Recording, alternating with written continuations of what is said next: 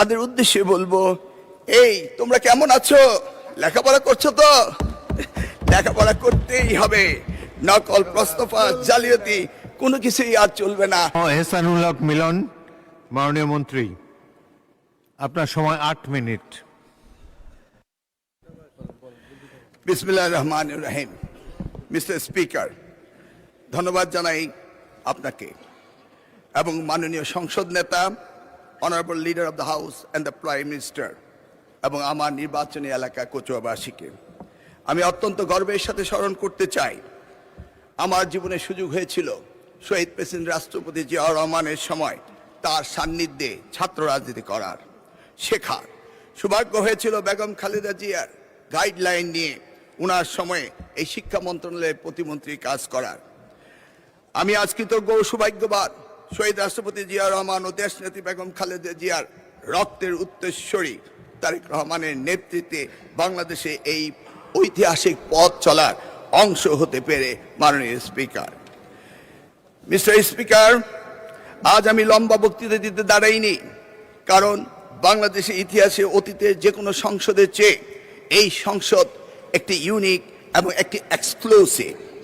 মহান জুলাই অভ্যুত্থানের পটভূমিতে শহীদের রক্তদানের মধ্য দিয়ে 2 শতক পরে জনগণের ভোটের প্রতিনিধিত্ব হয়ে এই সংসদের সৃষ্টি হয়েছিল। It is a very highly priced parliament in the country. যে কারণে লম্বা বক্তৃতা নয়, আমরা অনেকেই জানি এই অল্প সময়ের ভিতরে বক্তৃতা আমি দিচ্ছি, তার কারণ আমরা দেখেছি আমেরিকার প্রেসিডেন্ট আব্রাহাম লিঙ্কন তার জীবনের সবচেয়ে সংক্ষিপ্ত বক্তৃতায় একটি এমন উক্তি করেছিলেন যা যুগ যুগ ধরে মানুষের মনে রয়েছে, the government of the people, by the people, for the people. মাননীয় স্পিকার, এই মহান সংসদে আমি দাঁড়িয়ে আজকে আমার শিক্ষা ব্যবস্থার উপরে 2টি কথা বলতে চাই। আমি দেখেছি শহীদ রাষ্ট্রপতি জিয়াউর রহমান মাত্র 16 দিনের জন্য তিনি শিক্ষামন্ত্রীর দায়িত্ব নিয়েছিলেন এবং তিনি এই শিক্ষার ব্যাপক পরিবর্তন এনেছিলেন। তারই পরে 1991 সালে দেশমাতা বেগম খালেদা যখন প্রধানমন্ত্রী হয়েছিলেন, সেই সময়ে তিনি ব্যাপক পরিবর্তন করেছিলেন।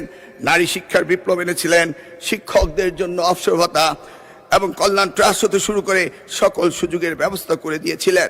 মাননীয় স্পিকার, আজকের এই প্রেক্ষাপটে আজকে আমাদের প্রধানমন্ত্রী তিনি নতুন ঘোষণা দিয়েছেন, 1 teacher 1 tab, free wifi, multimedia classroom হতে শুরু করে বিনামূল্যে স্কুলের ড্রেস এবং স্নাতক পর্যন্ত মেয়েদের উপবৃত্তির ব্যবস্থা, শিক্ষা খাতে মৌলিক বৈষম্য নিরসন এবং প্রাথমিক শিক্ষায় mid day meal, learning youth happiness হতে শুরু করে অসংখ্য, আমার এই স্বল্প সময়ে তা অসম্ভব নয় বলে আমি আর বাড়াচ্ছি না।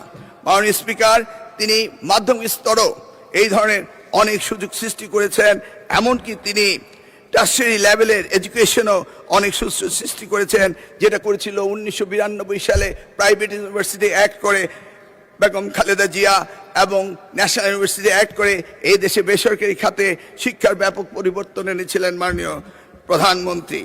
মাননীয় স্পিকার, আমরা জানি 2008 সালে মার্কিন প্রেসিডেন্ট বারাক ওবামা তিনি বলেছিলেন, yes we can do justice and equality, we can have the opportunity and prosperity, we can have heal the nation, yes, we can repair the world.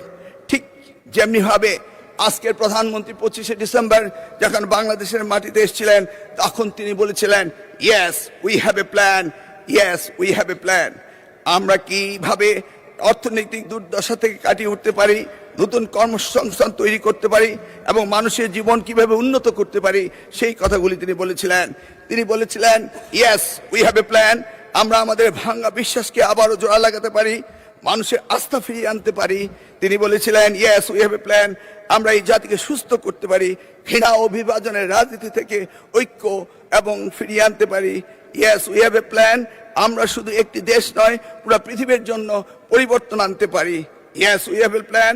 তার জন্য পুরনো বস্ত্রপ্রথা রাজনীতি থেকে বেরিয়ে আসতে হবে, ক্ষমতায় থেকে টেনে ফেলার রাজনীতি বাদ দিতে হবে, সমৃদ্ধ বাংলাদেশের পথে ঐক্যবদ্ধভাবে এগিয়ে নিতে হবে।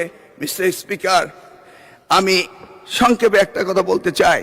আজকের দিনে কিছু কিছু পাপের কথা উঠলেই কোথাও কোথাও বিশেষ প্রতিক্রিয়া দেখা দেয়। আমরা দেখেছি কারো কারো শরীরে জ্বালা ধরে, কিন্তু কেউ কেউ শুনতে না চাইলো আমরা কি পাপের কথা ভুলে যাব? চাইলে কি সব ভুলে যায়? মিস্টার স্পিকার, আমরা সবাই জানি কিছু পাপ আছে যার কোনো ক্ষমা হয় না, যদিও না ক্ষতিগ্রস্তরা সেই ক্ষমা না করে দেন যেটা আমাদের পবিত্র কোরআন শরীফে রয়েছে। আমরা বাস্তবতায় অনেক সময় অনেক কিছু মেনে নেই, উপেক্ষা করি, হজম করি এবং কম্প্রোমাইজ করি, কিন্তু তাই বলে পাপ কি কখনো মুছে যায়? উত্তর একটাই, পাপ কখনো মুছে যায় না। সত্যটা হলো এই জাতির ইতিহাসে সবচেয়ে বড় পাপের ঘটনাটি ঘটেছিল 1971 সালে। 54 বছর পরও জাতি তা ভুলে যায়নি। তার প্রমাণ 2026 সালের 12 ফেব্রুয়ারি আজকের এই মহান সংসদে আমরা এসেছি। সুতরাং এই পাপের কথা আমরা ভুলে যাব না, বরং প্রজন্ম থেকে প্রজন্ম আমরা এই পাপের কথা বলেই যাব। মাননীয় স্পিকার, মিস্টার স্পিকার, পরিস্থিতি আমি যা বলে শেষ করব তা সারা দেশের আমার অতি আদরের সোনামণিদের জন্য বলবো, তাদের উদ্দেশ্যে বলবো, এই তোমরা কেমন আছো? লেখাপড়া করছো তো? লেখাপড়া করতেই হবে। নকল, প্রস্তফা, জালিয়াতি কোনো কিছুই আর চলবে না। মিস্টার স্পিকার, আপনাকে ধন্যবাদ, আমি সময়ের মধ্যে শেষ করতে পেরেছি।